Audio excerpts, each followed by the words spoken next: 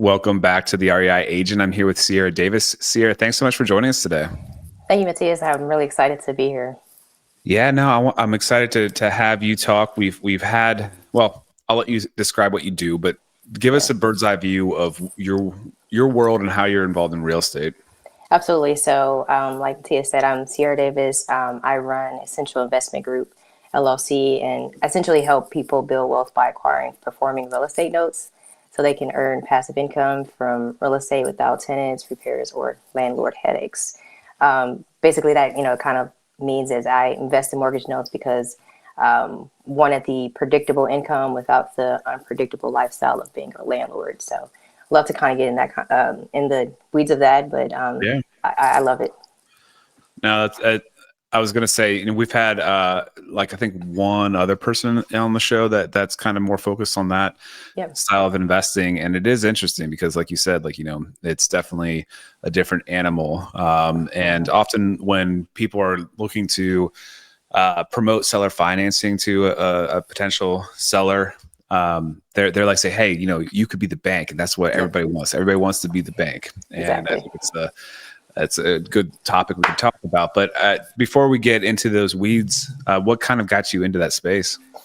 Yeah, absolutely. So for me, I was looking through like what could I do to get some passive income, and so I graduated with my MBA in 2017, and student loan debts is obviously a thing. So I was in data science and doing pretty well. So thinking through what could I do to supplement my income, and so I started going on bigger pockets. I looked at a lot of things, whether it was like rentals, fix and flips, creative financing, just a whole gambit of things. And so, what got me really focused on real estate notes was kind of the ability to like get this, mailbox money, become the bank. And Hmm. so, thinking through, okay, I can do this. I like numbers and spreadsheets and things like that. How can I use that my skills that I have now currently to kind of get through to that place and get some passive income? And so that was I thought it was the quickest way to get there. And so I've been in it ever since, and it's been really well. I don't know if I have the guts to be a landlord, especially on single family, but definitely like the ability to buy real estate notes, at discounts and performing notes in first position. Yeah. Well, I think the first question people might think and ask is, well, it must be nice to have all that money to lend out. So can you explain a little bit about how that that all works? Yeah, so simply, basically, what I kind of walk through is working with other, investors, thinking through first of all private financing, and so one of the aspects is like we talked about seller financing. So basically carrying that note, and so what the ability you can do is buy these notes at a discount, and so I personally didn't have a lot of money on my in my possession, and so I worked with a private investor to secure my first note, and then we basically like split, if you will, like the monthly income. So I paid them, I got paid, and then I kind of snowballed that into more notes to buy. So no, it's a very capital intensive investment, I would say. Mhm. But I think the goal for us and thinking through that was basically using other people's money to invest in making win-win situations in that part. Okay. So using other people's money to buy notes, you said at a discount. Mm-hmm. Now tell me about how you're making money in this, and also tell me about how you're acquire or who's motivated to give you a note at a discount. Yeah, so that's a really good question. So in terms of the who, so those who have seller carry. So there's in note investing in the I'm sorry in the investing world, there's a lot of folks who are looking to acquire properties and creative financing through seller financing. So they're looking for sellers to carry the note, becoming the bank. And so after a while, those sellers who do carry those notes, they have something motivation to sell those notes, and so they might have retirement planning. They might be able to pay taxes, medical expenses. getting new investment opportunities, covering tuitions, just major life events, like life happens, right? And so when you're creating these seller finance notes, they're probably 30 years. And so allowing that person to get out of that note, and so it can make a liquid event for them. So that's kind of where we kind of look through, okay, what is it that you're looking for and how can we help? And so they've probably gotten a down payment. They've probably gotten some monthly income. And so they're, able to kind of like get the note at a discount. And so like say, for example, like a, $35,000 left on a note, we can then purchase that at 30,000 and give them that 30,000. They can go do whatever they need to do. And that basically boosts our returns instantly. So now we get paid every single month. And then the borrower just sends us those payments. Okay.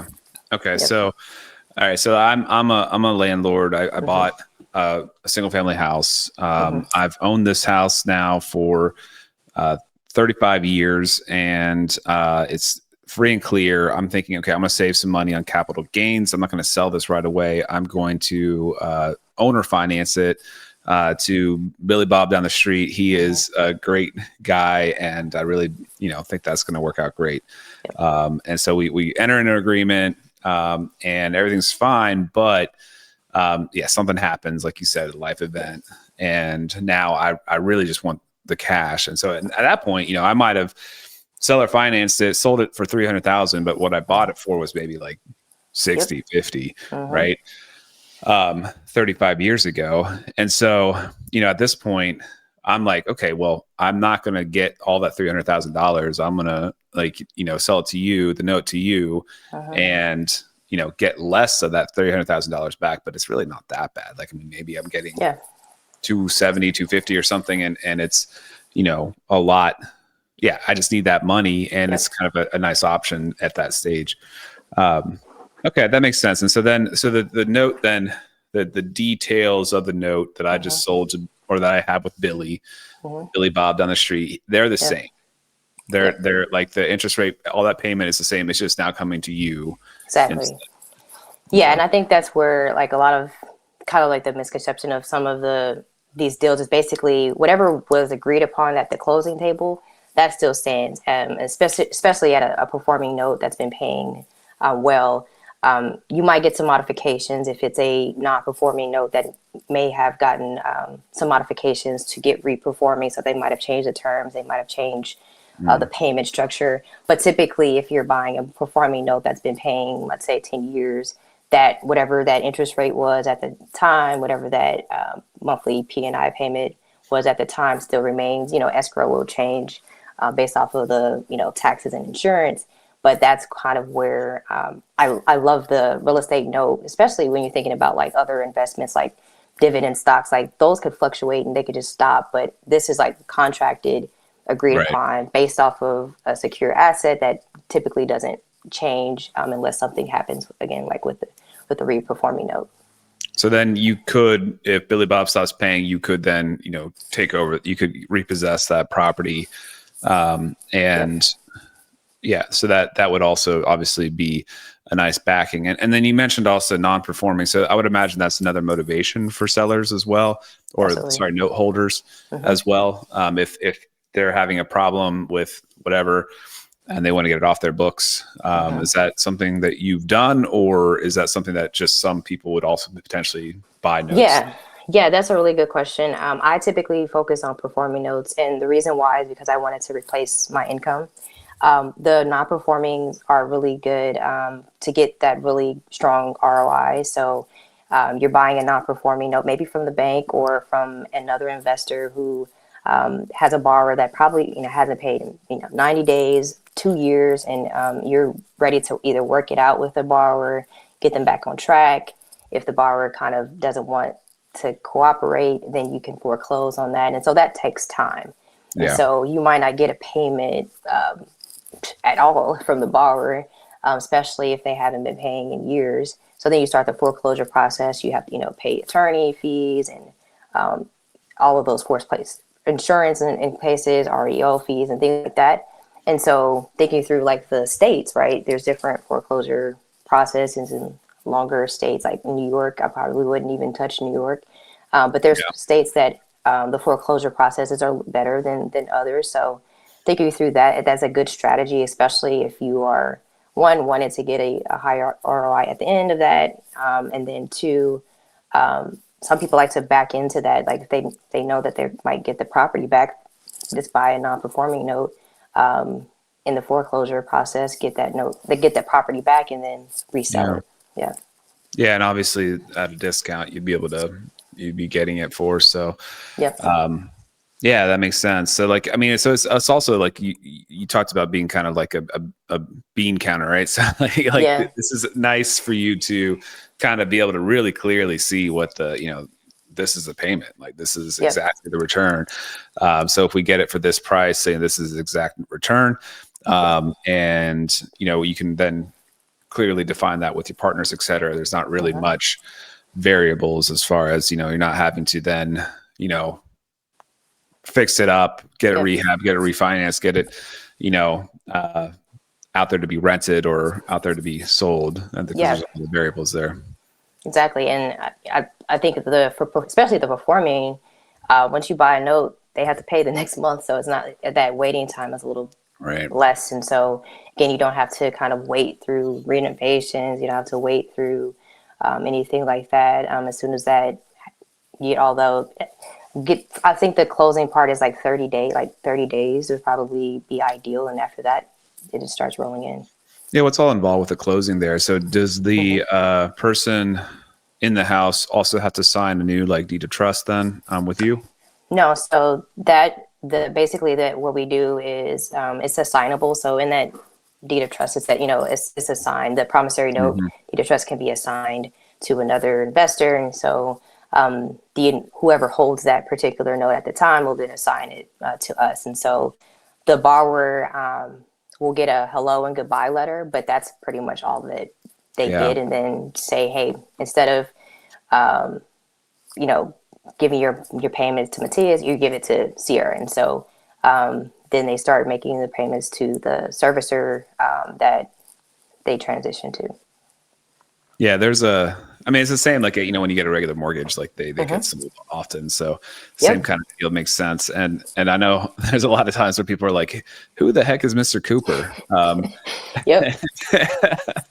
And if you don't know this, and if you're listening to it, it is a big mortgage provider or whatever. So like Mm-hmm. yeah, Mr. Cooper, but it sounds like you're like just selling it to like, yeah, Mrs. Sierra. Yep. So Yep. that would, Yep. it's funny, but yeah, that makes a lot of sense, and that's cool that you've tapped into it. So I mean, you're essentially connecting the dots between money and the need, right? So like you're finding Yep. these people that are in the position to needing to get cash fast and Yep. get out of this kind of agreement. Mm-hmm. Yep. So basically, that's kind of where, and they're everywhere. So I was thinking through like local meetups. There's a lot of people who are doing seller finance deals. NoteInvestor.com did a study that 90,000 transactions were done in 2024. So it's going to keep going. So there's Wow. a lot of, you know, investors, not just, everyday people who are carrying these notes. And so looking to give them one, and, a pain point they said maybe they want to get out of that. And two, just kind of helping them do more deals and being able to, buy them at a discount, but also getting them the opportunity to do other things, and also thinking through like the aspect of what really got me excited about this is that instead of like thinking through like being a landlord or selling, having rental property, giving the opportunity for those who might not have good strong credit or anything like that that kind of prevents them to get traditional financing. We could go then and do seller financing, and they have a home, they have equity in that deal. So that really kind of also motivated me to this way of thinking. It's like, with a rental property, they're not getting the equity, they're not being Yeah. able to borrow against that. Whereas now we're having this seller finance transaction for people who may not have been able to get a loan from the bank, that they now can get a home. So that's really Yeah. exciting as well. Yeah, I mean, it's essentially like this underground network of private finance, right? Yep, yep. Yeah, Yeah, I love and it. it's really, I think it's growing. Like I said, it's growing, especially with those who are thinking through creative financing. I think the opportunity for people now is to kind of like do it correctly, and so like there's a lot of education out there from servicers and people who are saying if you're carrying the note, here's the paperwork that you need, because basically as a note investor, I want your paperwork to be really really good. And so if you're just penciling down payments, if you're not using a servicer, those are kind of factors where the the price might get lower because of Mm, the paperwork isn't strong, the collateral isn't strong, but the property itself, and the borrower, you didn't qualify the borrower as well as we would like, so you only got $500 down, things like that. So really, those are coming into play now. So because of there's so many transactions, making sure that people have strong paperwork is really key now. mm. Yeah. So, what if somebody's thinking about getting into just doing a seller financing deal? They own a property outright. They want to seller finance it. Yeah, what would be some of your advice to a person to kind of protect them or do it the right way? Yeah, that's a good question. So the first is like the borrower, if you can use a RMLO, that can help qualify the borrower, as as a qualifying them with their work history, their credit score, and just to make sure that they can afford the payments that you're Mhm. providing. And then two, thinking through like structuring paperwork, have an attorney structure your paperwork. Don't have ChatGPT. I know that's a popular, but just make sure you have very strong paperwork and it's reviewed by an attorney, whether it's a deed of trust or a mortgage, and making sure that it holds well through court and things like that. And then the property, making sure that they get a good down payment. Like I mentioned, like just because you're doing seller finance doesn't mean that you can just be a little bit, $500. Get a reasonable down payment, 10 to 12%, or even 15%, especially. Just pretend as if it's a true and a real transaction that you would do at a normal bank, because that's kind of where some people get lax on that. And so thinking through that and using the vendors and people in your network that can help you actually do this correctly. So then if those events happen, you can easily sell that note. Yeah, and I guess one other thing that could be considered is factoring in some balloons, maybe to Yep. so that you're not locked in forever, or just really thinking through kind of what your needs could potentially be and ways to pivot. Which is it's nice that you can have that option as well, like to be able to sell the note altogether. But Mm-hmm. let's say you have a balloon in 5 years, and you tell the person, "Hey, I intend to, you know, renew this, but." I just want to be able to have some checkpoints along the way to make sure that I'm still makes sense for me to do this as seller financing, because they're going to still be faced with a big capital gains hit if they sell in 5 years or if they realize the rest of the Yeah. money. So Yeah. it's And I would, tell people that you don't actually have to sell the whole note. So you can sell partials of notes. So mm, say you have 100,000, unpaid balance, maybe you sell 50 payments of those, or 10 payments, or whatever you kind of need. You go back into that, and then once those payments are done, you get the note back. And so that can interesting. also help to thinking through those capital gains tax. And yeah, that's a strategy that a lot of note investors are using, is buying partials Mm, for these investors that again probably don't want to have that maybe that in that 5 year mark.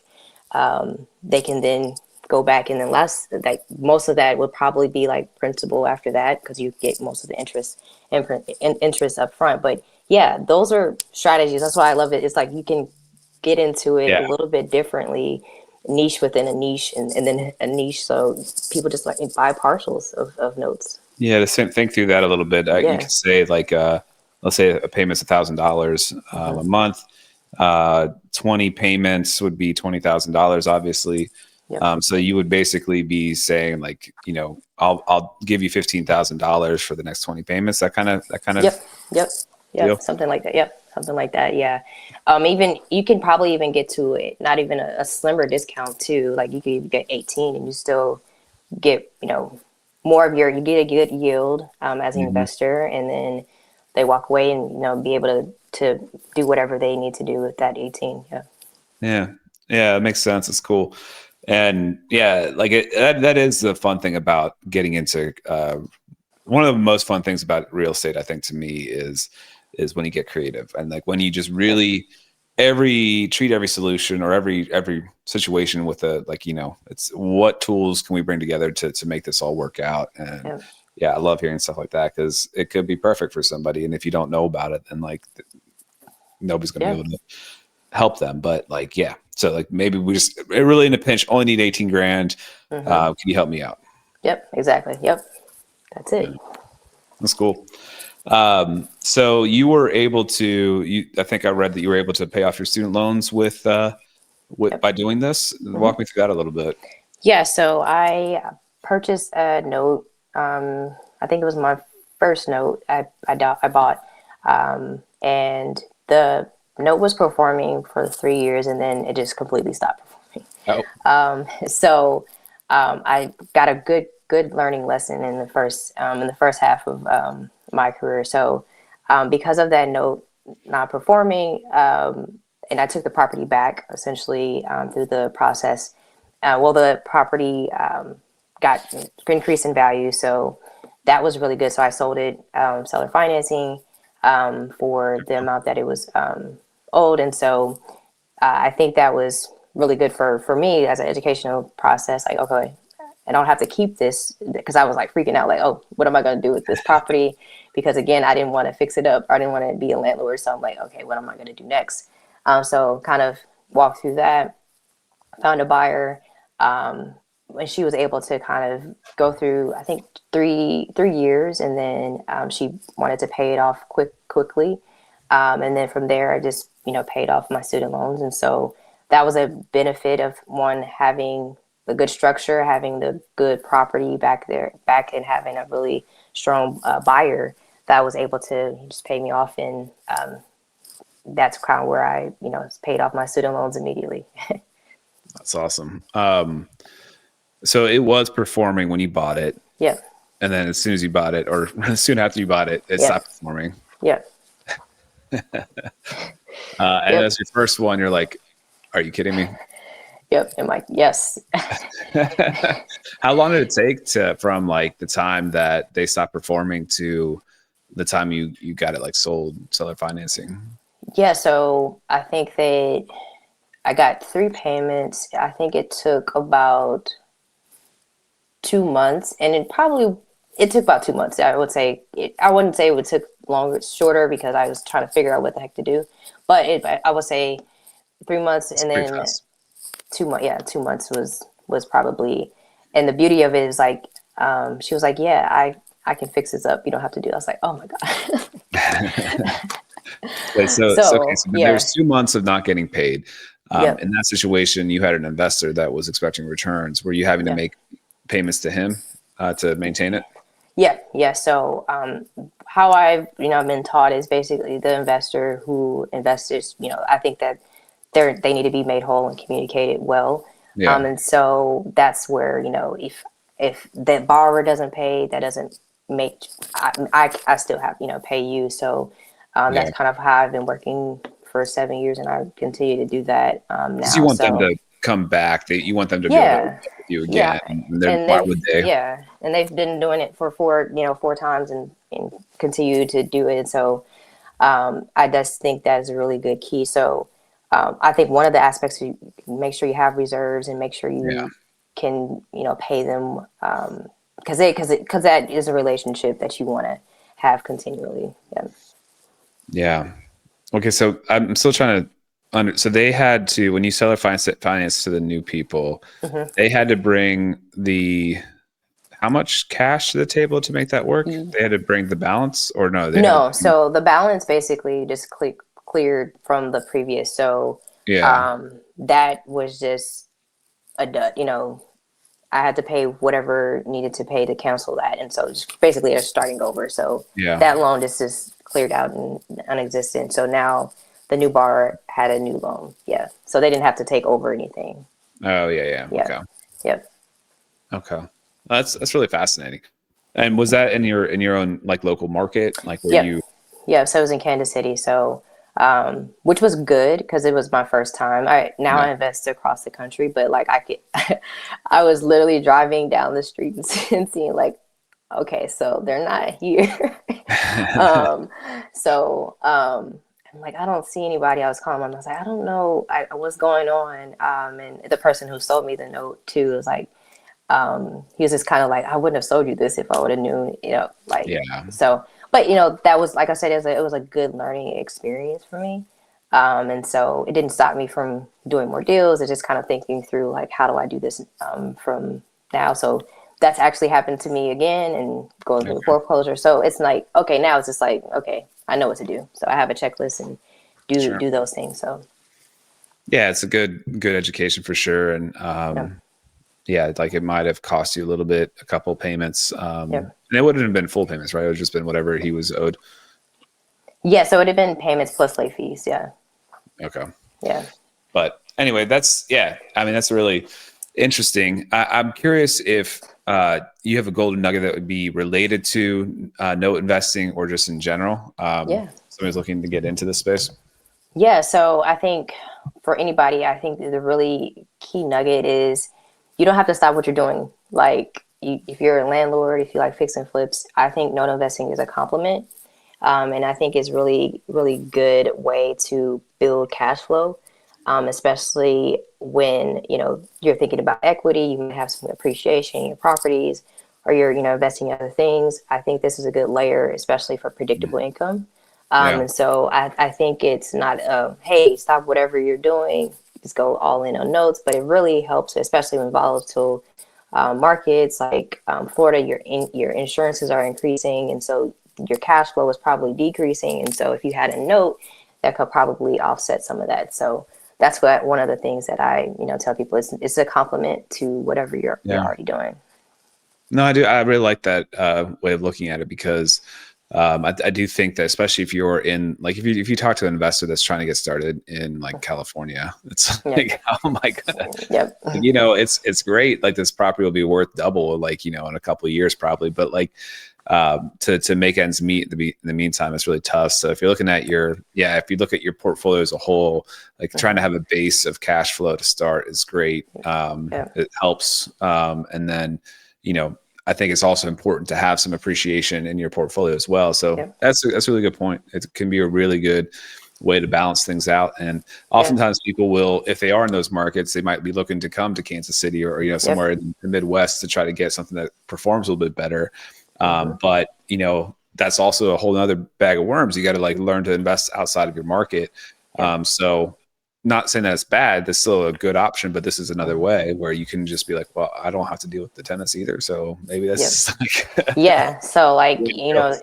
is out of time, you have to think about property management, boots on the ground. And so with notes it's a little bit different. I mean, we do BPOs, and so, there's people who do those, but after, that, unless I'm buying a non-performing note, typically I don't necessarily need all of those things when I'm investing outside of my own market. Yeah. Yeah. It's really true. And then what about, do you have a favorite book or, one that you think everybody should read, fundamental, or just one you're kind of currently enjoying?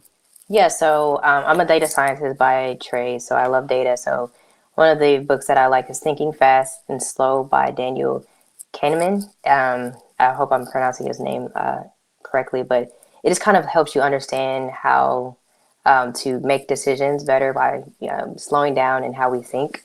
And so it's basically challenges your thought process and really kind of helps you as you're making decisions about investing and making decisions on next steps. So really enjoyed that book. Cool. Awesome. I have not read that one yet. Yep. I have heard of it. And then if somebody wants to follow you on social media or anything, what are some places they could do so? Yeah, so I'm Sierra Davis Official at on YouTube and Instagram. I have a free educational email course if you want to learn more about note investing at wealthwithnotes.com. But those are places that you can find me, and I'm just really, interested in learning and networking with people. So feel free to DM me at any time. Awesome. Well, Sierra, thanks so much for being on the show. It's been a really good conversation. Thank you so much.